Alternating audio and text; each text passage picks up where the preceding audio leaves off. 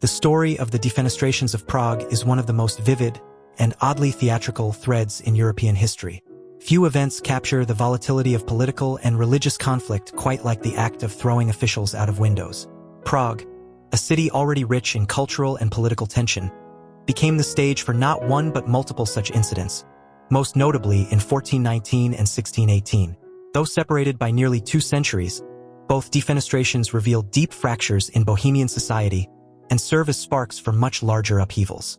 The first major event, known as the First Defenestration of Prague, occurred during a period of growing religious unrest in the Kingdom of Bohemia. At the heart of this tension was the reformist movement inspired by Jan Hus, a preacher who criticized corruption in the Catholic Church and called for reforms.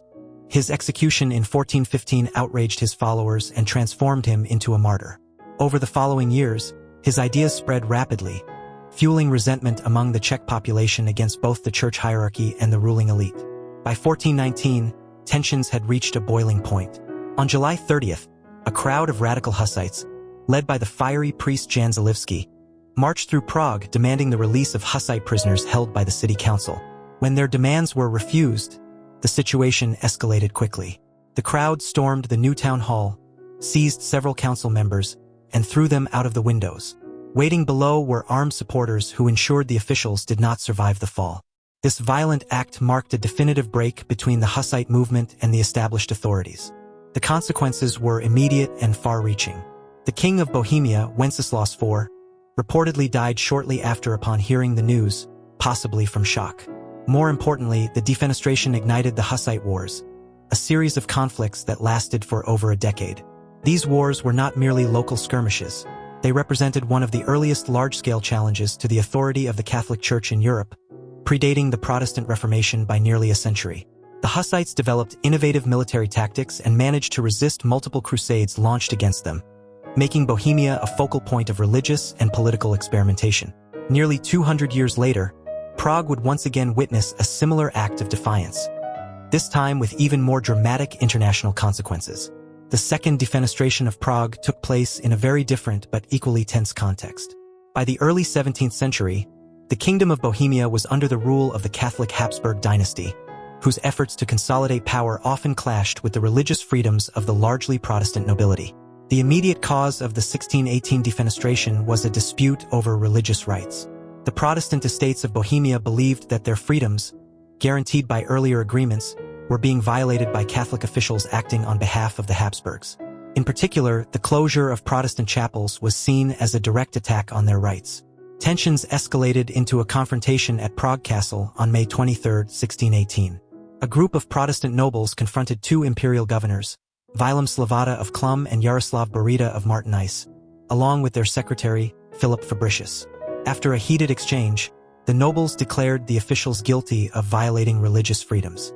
In a dramatic and symbolic act, they seized the men and threw them out of a high window of the castle.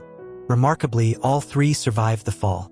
They landed in what was reportedly a pile of manure or soft debris, though interpretations differed sharply along religious lines. Catholics claimed that angels had saved the men, presenting their survival as evidence of divine protection. Protestants, on the other hand, pointed to more earthly explanations. Regardless of the cause, the survival of the victims added a layer of irony and propaganda to an already explosive situation. Unlike the first defenestration, which led primarily to regional conflict, the 1618 event quickly spiraled into a continental crisis. It marked the beginning of the 30 Years' War, one of the most destructive conflicts in European history. What began as a revolt in Bohemia soon drew in major powers across the continent, including Spain, France, Sweden, and the Holy Roman Empire.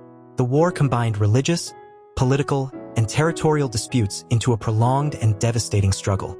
The consequences of the 30 Years' War were profound.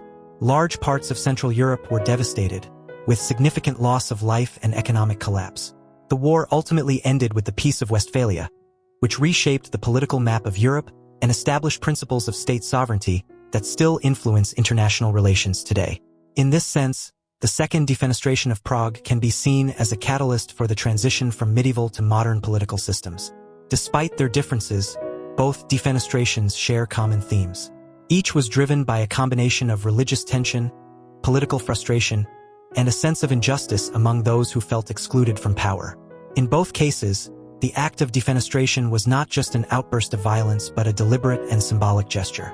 Throwing officials out of windows was a way of rejecting authority in the most literal and public manner possible. It sent a clear message that the existing order had lost legitimacy. At the same time, the two events highlight how local conflicts can escalate into much larger crises. The first defenestration led to the Hussite Wars, which challenged the Catholic Church and influenced later reform movements. The second defenestration triggered a war that engulfed much of Europe and reshaped its political landscape. In both cases, what began as a dispute in Prague had consequences far beyond the city's walls. Today, the defenestrations remain a striking example of how dramatic actions can alter the course of history. They also serve as a reminder of the intensity of religious and political divisions in early modern Europe. Prague itself still bears the legacy of these events, standing as a city where ideas, beliefs, and power once collided with explosive force, sometimes quite literally through a window.